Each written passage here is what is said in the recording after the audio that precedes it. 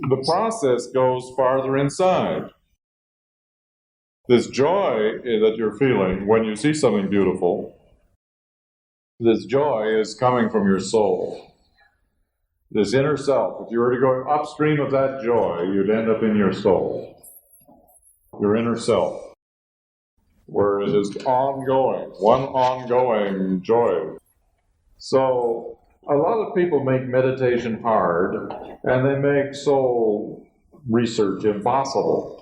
But if you were to take it very simply and enjoy a tree or the sky, and then notice the joy, and then go inward with the joy, you'd come to your soul. So that's the goal of an understanding of real fulfillment, satisfaction in life. It is what you will allow. It is what the soul will be permitted to express by your ego, basically. Determines how much satisfaction and fulfillment is going on there. It's true you have to be realistic about what's going on out there, but at the same time, in terms of joy and satisfaction, it's very important to experience nivritti, the inward mind. So, what the yogis now do is they direct their senses toward the inner self, just like they looked at the tree, and they looked at the grass, and they looked at the deer going by. They tried to direct their ability to sense toward what's inside. They call it the soul, the self, the Atman. And just open to joy now. We're talking about a process in which we're not just taking potluck. We're striving to know joy, bliss. We know a little bit of bliss when we see the tree. A little bit of bliss when we hear Shostakovich, and Tchaikovsky, and Sibelius. Sibelius, so blissful. Anyway, just as you enjoy the outer objects, and when you find you're just in there kind of lost, go back to looking at an outer object and enjoying it. Try to enjoy the outer object, because the clue is the joy. The surfboard is the joy. Just get on the surfboard and go.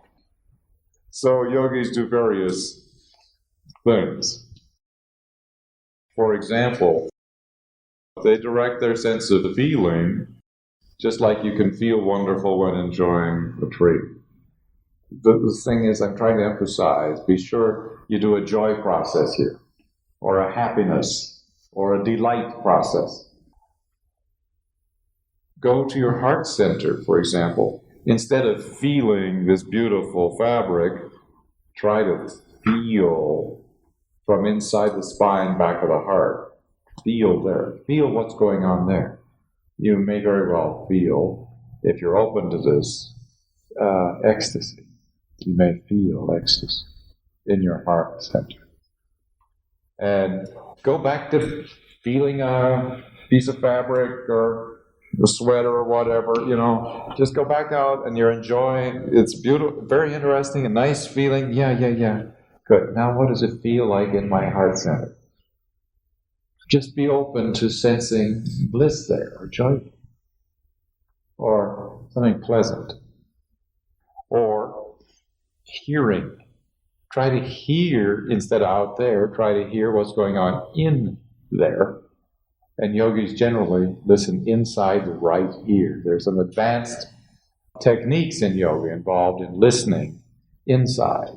So just if you haven't learned any of those advanced practices, just try to hear, put your mind, your awareness inside your right ear and try to hear way inside there subtle inner sounds. Sometimes it sounds, for example, like wind blowing through pine trees, or like an ocean roaring, or a motor, or a trumpet, or a bell. There are all kinds of possibilities. So you can direct your hearing, again, just like sounds of voices and larks and birds and all, so beautiful. Just try to get a sense of this beauty and this enjoyment out there, and then apply that same attitude to hearing inside. Okay? And with the same attitude that you have looking at a tree and delighting in the tree, look into your forehead visually. Just look into this area here, and it's going to be different than outside, but with this feeling of openness to joy, openness to delight, just pleasantly focus inside your forehead. Strive to see that. There's another place of great feeling, and that's just the spinal passage called the Sushumna. If in doubt, just feel from the spine. Just try to sense joy or happiness from inside your spine. It's a nice place to hang out. So, we're talking about just as you were working on, oh, this is a wonderful tree and it feels so good, try to feel from inside the heart center, or hear from inside the right ear, or use vision from inside, looking into the forehead. I could say the third eye and use the third eye if you want, but people say, oh, I can't see the third eye. I think just, well, you can see it or not. Look into your, just like you were looking at a tree or a mountain, try to just look into your forehead with your visual sense. You may find light. And also, very often, just feeling from the inside of your spine, just being aware and striving to feel what's going on, not out there, but in here from the spine. That is often very nice in terms of development. Any of those explorations help you get close to where the bliss, joy, and light come from. So we're going to take 15 minutes to just look around inside. Just rummage around there, and if you get lost, you just go back outside. You just open your eyes, and you look around out here, like gorgeous hardwood floors or beautiful pictures. Just the goal is to strive to sense, just as I am enjoying something out there and think this is beautiful, and I have this sense of joy, how may I apply that awareness inside as I rummage around in there? And just play in there. Just play inside. As you play, you're catching a hold of the soul. Bliss and light and love inside. Ready to play? Play away.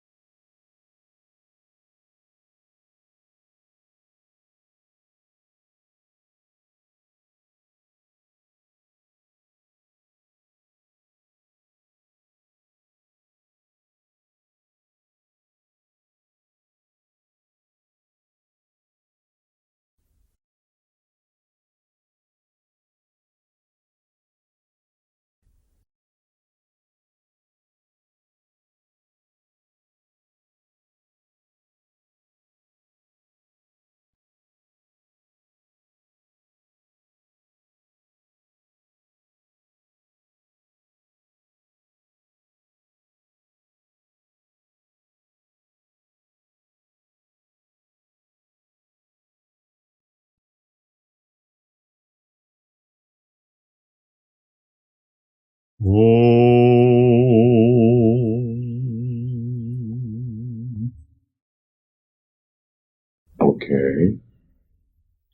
When you are able to find joy inside that is very satisfied, fulfilling, how's that? When you're able to find that, then you're experiencing what is called direct enjoyment. How many of you were able to find direct enjoyment? Something in there that you were enjoying? Okay. Now, that's about half of you. So hopefully today, you play with and fumble around with this idea and come to direct enjoyment, because it's a very important theme in yoga. For example, let's say a yogi feels addicted to those gorgeous cookies that we make down at the store and restaurant. You've got a yoga problem, because they're going to kill you if you keep eating 2 dozen a week or whatever, they're going to kill you. So what would a yogi do? Here are examples. Or potato chips. You have one and the bag's gone. Where'd the bag go? Oh, nobody else in the room. And the bag's gone. All peanuts. Yogis really been fascinated by this, because they find sometimes an object out there is ruling their lives, so they're not free. They can't abide in the soul, they can't live in the soul. And it's often this hankering for enjoyment that gets us stuck on booze or on just various addictions out there. What do you do about it? Very often today, psychologists say we're looking for comfort and love when we overeat. We're feeling an emptiness inside that we're trying to fill via the fridge. That's generally the accepted attitude of psychology about various addictions to overeating or booze. And so here are some thoughts. Some of the things a yogi might do are, say it's potato chips. How may I have direct enjoyment? Instead of eating all these potato chips, how may I have direct enjoyment? One is to eat one potato chip and notice the enjoyment. And then just concentrate in the taste buds where you're enjoying this, the sense of smell and the taste and the crunchiness. Then delight in that same area, and you just sit there enjoying this bliss in the taste buds. And you'll find bliss is better than the potato chip. And bliss is more satisfying, if you get a chance, than the potato chip. You can just hold it in your lap or look at it and not feel like you need another potato chip if you experience inward enjoyment. Yogis often came by way of various pains in life, and one of them was booze addictions. So they would take a little, say, what makes me so happy? And then they would try in those same areas of their awareness to experience direct enjoyment, inner enjoyment, after just a taste of the booze. Just so that they could maintain this joy inside that they were hankering so strongly to get from the booze, they found they could get it direct. And so in terms of dealing with so many addictions, so many cravings, the question was, how may I have direct enjoyment instead of all those cookies? How may I have direct enjoyment?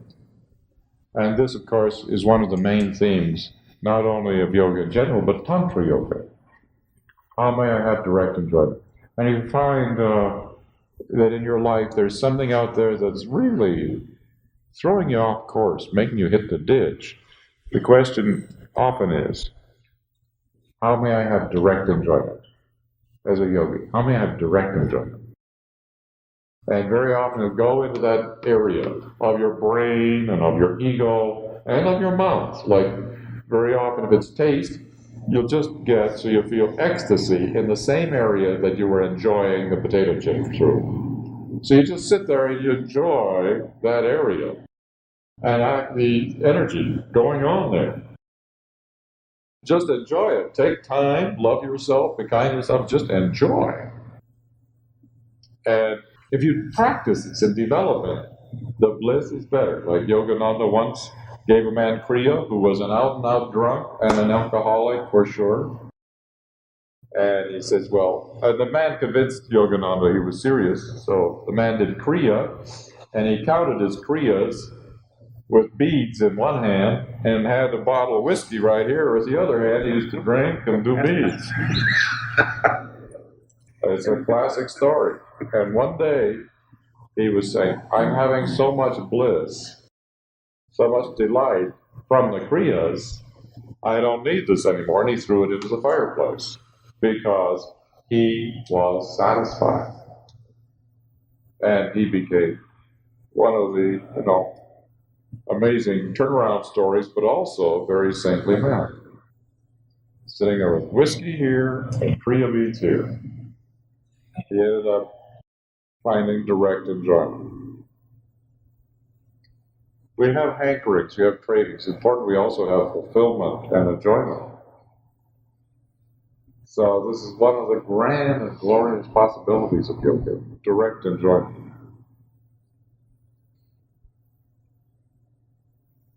Now, any questions about this exciting theme? It's a liberating theme, and it's a fulfilling theme. So any questions or comments or applications? Yes? I have a comment. And also a question. At times in the past, I've had addictions for certain foods, like things like that. And when I had so many, they were all gone because I hadn't been restrained. Then I began to find out, well, I remember their taste so well that I could just sit and enjoy the memory of it. Is that anything like this? That's the same idea. You can remember that they were all gone, so you just sat and remembered. Right? That's the idea. If you can remember vividly, you feel satisfied. Yes, I remember. If you remember kind of only partially, you want to get in the car, buy another box.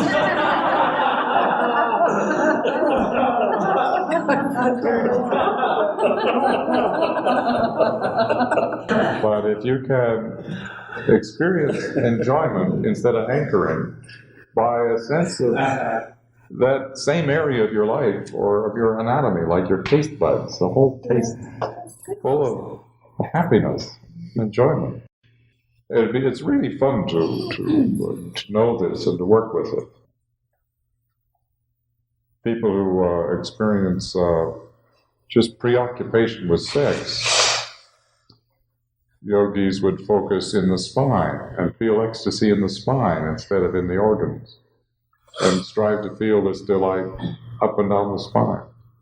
Just so many subtle things go on, because when a person is enjoying out there, what are they doing? They're giving themselves permission to turn on the joy juice. And then they think that is what gave them the joy. So it's a delusion. So it's so wonderful to be able to understand direct enjoyment. Direct enjoyment. Especially regarding addictions, like booze and cigarettes is a tough one, because people say, I'm feeling so agitated for a cigarette, I can't enjoy the interactivity, because very often, you've got your body crying out for more nicotine or for more alcohol.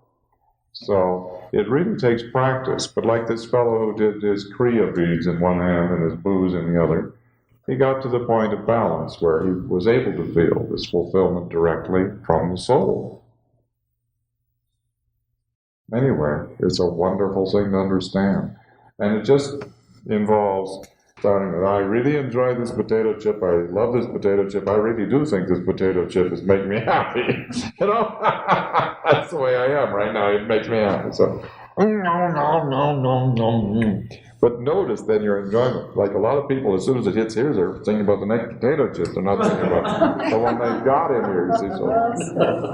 So enjoy the potato chip and really enjoy it. And then maintain that joy. And let the joy abide. And with practice of this, you begin to feel bliss in the mouth. Is that the opposite of greed? Huh? Would that be the opposite of greed? I would say, wouldn't you? Yes, because like the potato chip, if you want the next one before this one's quite gone. That's true. That's greed, isn't it? Well, it's a problem. I don't do that. I don't care for potato chips. Oh, well, see, you're safe then. They're too salty. Too salty. Oh, so good and salty and crunchy. And smelly. Oily. Huh? Greasy. Delicious, huh? I think they have unsalted, air-baked potato chips.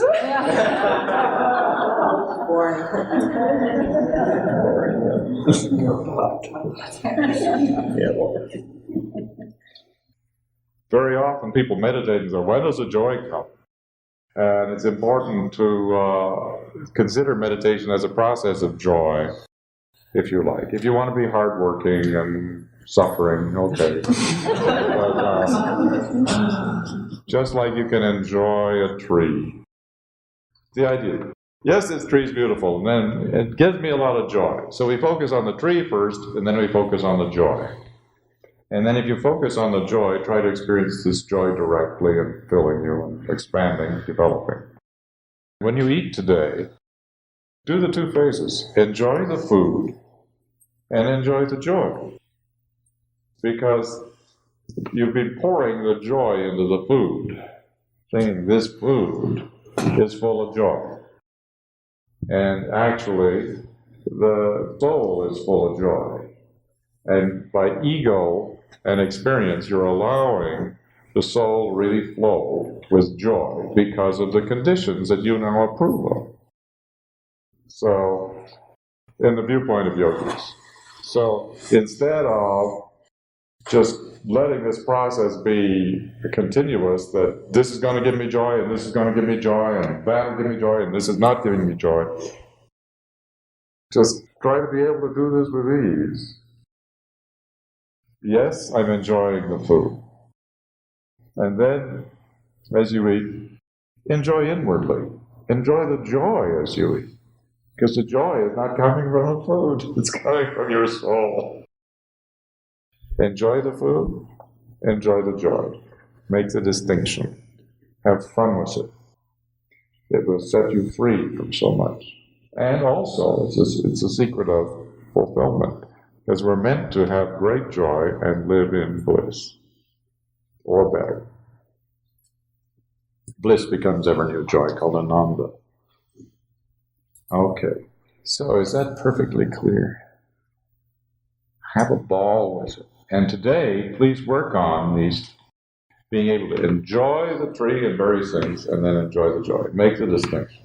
And also, look for it inside by sound or sight, or a feeling, or try taste. Eat, just quietly, mentally eat a potato chip and see if you can feel bliss filling the whole area that you were formerly enjoying with just a potato chip. What only a potato chip can do, now you find your soul has been doing it all the time and can do it directly.